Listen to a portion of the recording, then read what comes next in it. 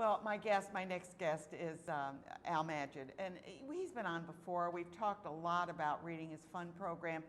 This man single-handedly is trying to get everybody in our community to be able to read, especially those pre-K and K and first grade and second grade, but I'm going to let him tell the story. Hi, Al. So good to see you. Delighted as always. Yeah.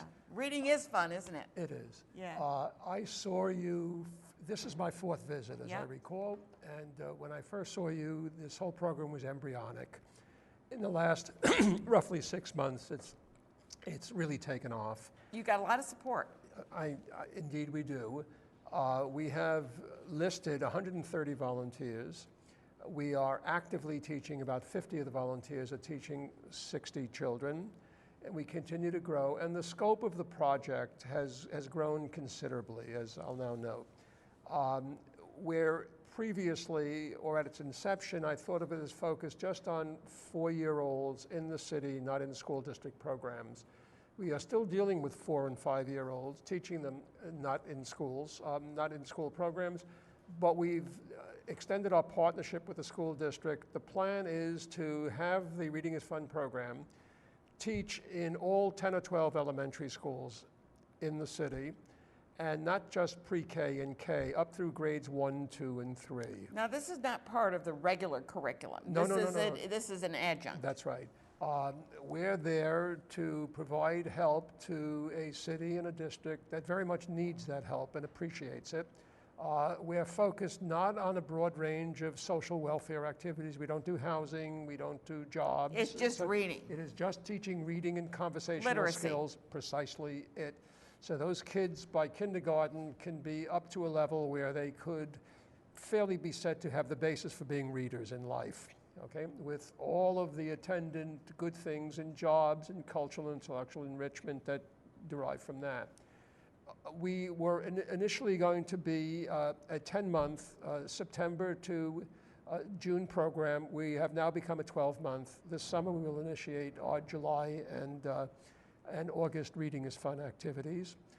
But beyond that, we've built a large core of partner organizations.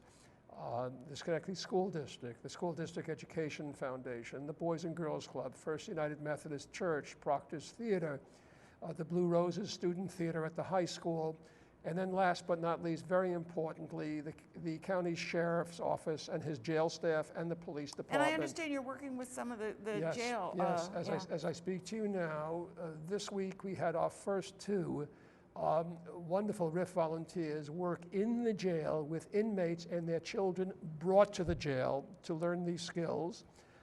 And as well, we have our first 2 sheriff's office and staff people working in the schools. So for example, Sheriff Dominic D'Agostino, who's been just wonderful. So has Chief Concullen.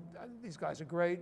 The sheriff is actually in uniform teaching at Lincoln School. He is a RIF volunteer as I am. So it's a dual purpose. Absolutely. Because he's shown as a friend. Absolutely. Yeah. I mean, the purpose is to teach children, but as many spillover effects as we can have. Look, we've all read about the horrors, the tragedies of police community involvement, the Brown case in Missouri and Ferguson, the Garner case, the Freddie Gray case, etc. While our program is not intended directly and specifically to promote police community relations, we want this to be a spillover effect. So the reciprocity here is those agencies, city police and sheriff and jail, will help us provide volunteers, and we will in turn help elevate them in the district, in the community's eyes, and as well, we will actually go, when I say we're in the jail, we are in the jail. We teach there. We teach select inmates of their choosing, not ours, and their children are brought in. So we've become a very, very large program, and I think we're destined to grow much larger. Sounds like it should be a national movement to what you're doing. I know there's a Reading is Fundamental organization that does that. Well, it's interesting. I've actually had solicitations to go regional and state and national with this.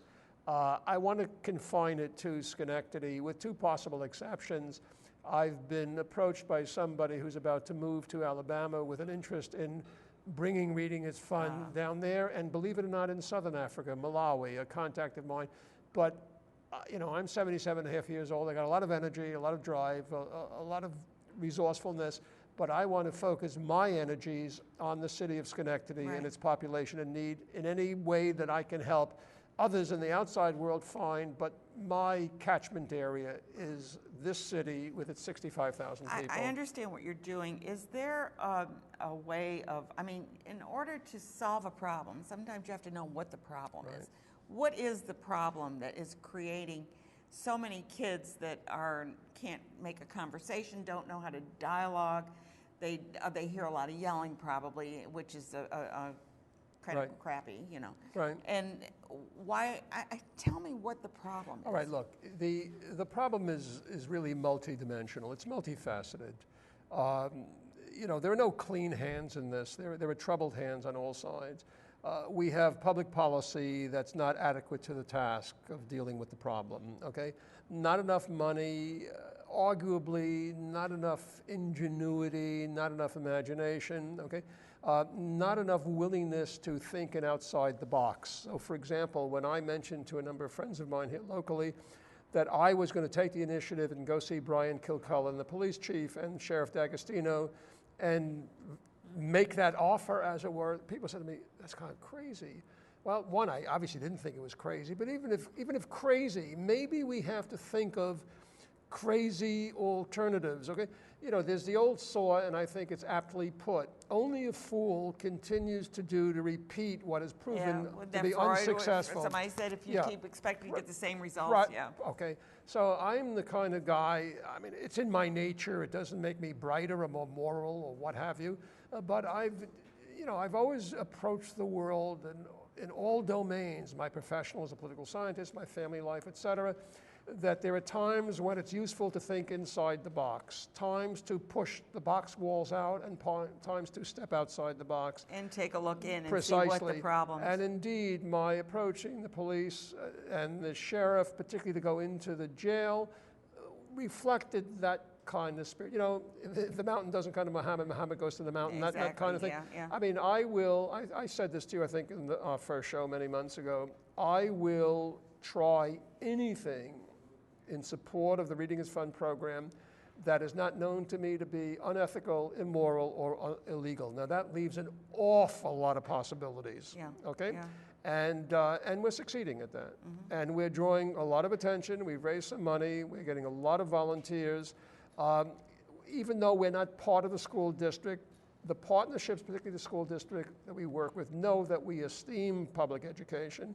Look, from kindergarten through my PhD, all public education. My entire 40-year career, including 35 at UAlbany, are in public universities, okay?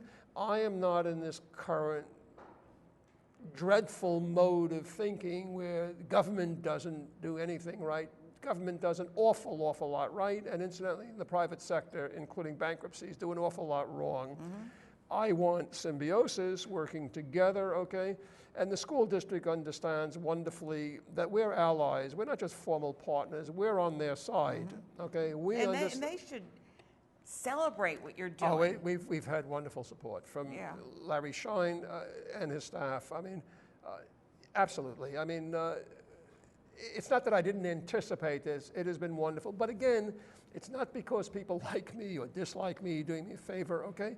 The problem is egregious. I mean, imagine a school district in which from K to 12, every year, more than 50% don't meet state reading and math norms. I mean, this is not an Al Magid issue. Well, and then we have a problem with Common Core, which is expecting these kids are going to raise to this, not that they shouldn't, I'm not saying they shouldn't, but it's not possible for it to happen when they're speaking English as a second language, when they're maybe coming in that they haven't been in this school and now they came from another area. Look, they're popping in and they don't understand. I mean, it's our key elementary school thus far is Lincoln. They've been wonderful on Albany Street. We have 17 volunteers, including myself and the sheriff, in uniform. He comes in uniform, okay, teaching there, okay, and 2 more are likely to come on board soon, all right? we're filling a need, okay? And too often policy is not appropriate, not because the policymaker is stupid, but because he or she is buffeted by all sorts of factors and issues beyond his or her control. Briefly, as a case in point, my daughter many years ago, she's back in the Minneapolis school district as a middle school counselor. She started off as a high school counselor at one of their high schools. Minneapolis has been the recipient in the last generation of many, many thousands of people from third world countries. And the one I'll focus on now, not to be invidious about it, will be the Somalis. Suddenly, near the beginning of the semester, about 15 years ago, a plane load of 100 Somali teenagers were brought there, okay? The kids were largely illiterate in Somali, let alone in English. And yet the state public policy passed by the legislature, signed off on very conservative governors, they had to graduate high school in 4 years. Well, that's like asking Al Magid to lift a 15-ton truck. I mean, that's where policy is It doesn't foolish. make sense. It's not possible. That's right. A lot of the testing, look, I think it's admirable that core, incidentally, our program here has nothing to do with the core. No, I understand that. Nothing, okay? Yes, it's admirable that we want to have solid standards, high standards, okay? But you have to have, if that's the end, you have to have means that allow you to achieve. And realism, precisely. is it possible? That's right, precisely it. Well, a lot of the testing stuff going on, the number of tests, the kinds of tests. Just this morning in the New York Times, for example, there was a very thoughtful op-ed column by two specialists in the area saying how the new SAT is kind of crazy, the new SAT exams, okay? How did they change them? Yeah, they're going to change them next year, apparently, and they don't make sense. It's not 1,200 anymore, or what? I don't know. You know, I mean... And they don't tell anybody either, That's right. I mean, and look, and there are larger issues as well. I may sound strange to you here, but in the worst years of the Cold War, and I was an active political scientist then, and I lectured widely, taught widely in this country and abroad, I would remark to people, formally in lectures and otherwise, that I was less afraid of the Soviet Union and its nuclear threat to us than I was with social decay here in the United States. And look what happened to Detroit. Yeah, you know, and just think about that. Think about that. Now, in all fairness, it is easier, as President Kennedy discovered, with enough political will, economic resource, okay, to get to the moon in 10 years than it is to deal with issues of social decay. But these are now long-term, endemic, systemic issues.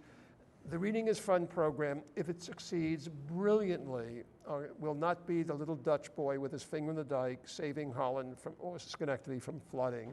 We have to work on many, many fronts simultaneously. You're absolutely right, Al. With money, with creativity, political will, economic resource, and programs like Reading is Fun, and others as well. I'm not building an empire, trying to wipe anyone else out. They're part of the support. They're part of the solution, okay? And you have a website, so people can go to your website, and we have a Facebook page too. readingisfun.org, right? Or go to the Facebook page if you want to get involved in this to help Al with this project. But not just Al, you're helping the kids. Precisely. You're helping adults even. I mean, you're really doing a lot to help our community with such small amount of effort that you have to put out. But please do it. And make this community a better place to live and give these kids a good head start. Great. May I make a final point? Yeah, one more thing. Okay. Yeah. You know, the motto of our program is, and I won't give you the background to this, it comes from a personal experience in Africa many years ago, Schenectady, New York, where every child is everyone's child. I profoundly, profoundly believe that for our community, for every community in the world, somebody may own a child as a biological child, but in a social sense, every child is everyone's child. Yeah, it takes a village. Yeah, absolutely. You got it. Al, thank you so much for being here. You're a dear. And we're going to have you on again, too. I look forward to it. Good. I'm Ann Pearl. You're watching Schenectady Today in and around the Capital Region.